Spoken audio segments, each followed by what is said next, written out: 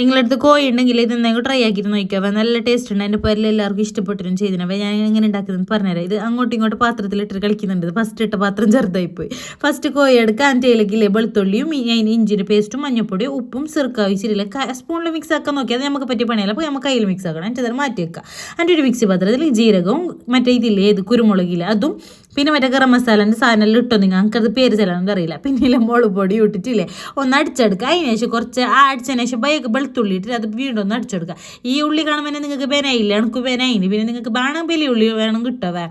ഇതൊന്നും നല്ല പാങ്ങിൽ ചതച്ചെടുത്താൽ കഴിയും, അത് തുടച്ചെടുത്താൽ കഴിയും. എന്നിട്ട് ഒരു പാത്രത്തിലേക്ക് കുറച്ച് വെളിച്ചെണ്ണ ഞാൻ ഇട്ടിന് അഞ്ച് ഈ ഉള്ളി ഇട്ടിട്ട് നല്ല പാങ്ങൽ ബാട്ടണോ. എന്നിട്ട് ഒരു ഉപ്പിടുക, പിന്നെ ഇഞ്ചി വെളുത്തുള്ളിൻ്റെ പേസ്റ്റ് കുറച്ചും കൂടി ഇട്ട് കൊടുക്കുന്നുണ്ട്.